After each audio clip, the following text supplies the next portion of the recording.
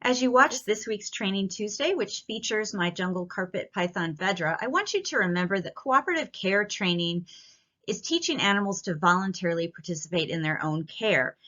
Cooperative care training is considered a best practice and an industry standard in accredited zoological institutions.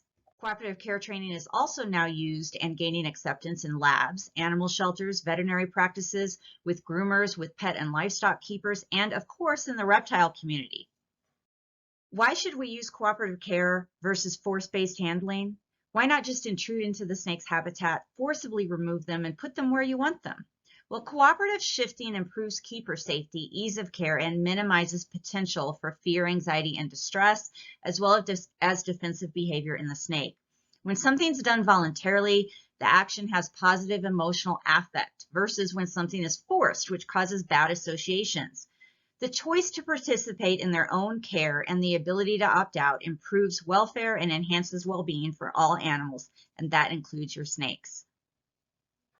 This is Vedra. She is the snake that taught me how to target train snakes way back in 2018 out of pure necessity because she used to be so afraid of me that I never even saw her. And through passive habituation, gradual desensitization, and through target training, which was actually her idea, she is now very comfortable around me. However, she still doesn't like to be touched. And when I have to do enclosure maintenance, I usually target her to one end of her enclosure or the other, or I target her out of her enclosure completely or partially out of her enclosure so that I can get to whatever I need to do. I need to get her totally out of her enclosure because she soiled her water. I gave her separate drinking water so that I didn't have to be in a hurry to clean her pool. But now I have time to work with her, and I've set her shift tub outside of her enclosure, and I'm asking her to follow the target out. Sometimes she does this very, very quickly, and other times she takes her time and she does it more slowly. Sometimes she immediately just comes completely out of her enclosure, and sometimes she only comes partway out of her enclosure. And sometimes, since she's so comfortable now being out in the open and exploring her environment, she gets distracted and sort of looks like she'd rather go off exploring than target into her shift. But with Vedra, we've gotten to the point after 4 years that as long as I can get her mostly out of her enclosure on her own and give her her reinforcement, which for these specific circumstances is always food, and she's eating, she is okay with me then touching her and picking her up and moving her the rest of the way to her shift. But if she's out exploring, she doesn't like me touching her. She's okay with me being near her and next to her, and she will actually come near me when she's exploring, but she doesn't want my hands on her, and that's okay. We have a good relationship now, and she is only about 5 years old, so we can continue to work on the handling throughout her lifetime.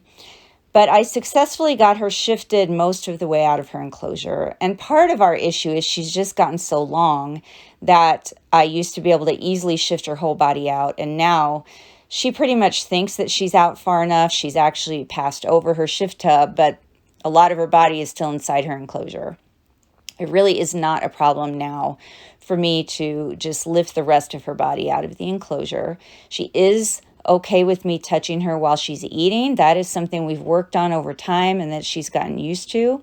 And so this doesn't bother her, and I'm happy with that. So I'm able to move her into her shift tub. I'm able to move her out of the way. I don't have to put the lid on, but since I'm going to be coming in and out of the room and I want her to stay in her shift at this particular time because I'm going to be taking everything out of her enclosure and taking the doors off, that I went ahead and put her all the way in the shift and put the lid on. The main reason that I had to do enclosure maintenance is because she has this big swimming pool in there, which she uses pretty much every night. She likes to swim. I don't mean soak, but she actually swims, actively exercises in the water and swims around in circles. So it's heavy, and she had soiled it. She actually produces urates and feces right in the water. So I have a shop vac that I use to suck most of the debris and most of the water out of the pool, so that it's then light enough for me to take out of the enclosure and move to another location where I can clean it.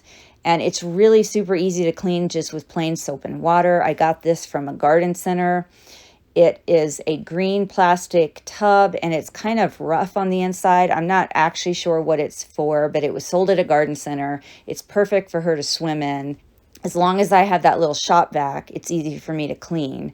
But it would be very difficult to remove this with a lot of water in it. I'd spill it everywhere and it would be a mess. So I suck all the water and debris out first, or most of it, and then I take it into the bathtub and I clean it with soap and water so that it's all clean and ready for her to use again. She swims in it a lot. I would presume she drinks out of it, but just in case, I always have a separate drinking water for her, which is generally just in a ceramic mug, or it's either an oversized coffee mug or a soup bowl with a handle on it, whatever you want to call it. I always leave her fresh drinking water in that in case her pool is dirty, because I don't disrupt her to clean it immediately when it's dirty. I wait for the most opportune time for her and for me. So I check her enclosure out. I spot clean where I need to. I completely clean where I need to. She had recently shed, so I'm pretty sure that is why she also eliminated when she did, and probably was hungry when she was, because she'd been down and out for a little while in blue. So I get all the shed out and I basically just clean her enclosure. I make sure her humid hide is clean and everything's good to go. It's totally cleaned out now. So now I'm going to shift her back in. I position the sliding doors in the center so my hand and the target can go through one end and I can get her to shift in the other end. She used to do this immediately. She used to do this very quickly. Sometimes she used to shift in without me even asking her to with the target. But now, since she's grown bolder and more confident and actually enjoys exploring around the room and being out of her enclosure sometimes, she's much slower to decide that she's okay with going back in.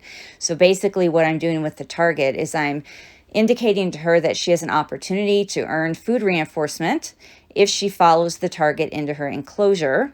Now she can opt to do this or not. And if she had opted not to do this at all, I would have just let her be. I never start a procedure like this or a session like this with Vedra unless I know I have time. And I know that if she doesn't go back in, I can leave her in the room to explore for a little while. But I did want to do other things and I did want to train and work with other snakes. So I was really trying to encourage her by resetting the target several times to shift into her enclosure. And I was pretty sure that she wasn't going to completely shift. Sometimes she'll shift all the way in and I can get her head to come out the other side where my arm is. And I could just tell from her behavior that she was interested in things outside of her enclosure, and she had some competing motivations going on. Yes, she wanted food, but I think she also wanted to stay out for a while. So I went ahead and offered the reinforcement when the first third of her body was in the enclosure, knowing that whenever they constrict the prey, they always pull a little bit more of their body towards them from the hind end. And then I also know that she's okay with me touching her now while she's eating. And so it wasn't going to be a problem for me to touch her, to unpry her tail from around the perches in her shift tub and put her back in the enclosure. And she resisted that a little bit. Part of that is just because it's very innate for these snakes, for these carpet pythons, to tightly wrap and anchor their tail around things when they're eating. So it wasn't so much that she was resisting me, but it's just anything that happens to be near the tail, they're going to instinctually coil around tightly, and they're anchoring themselves because they oftentimes will hang down as they eat, and that's what she was doing there.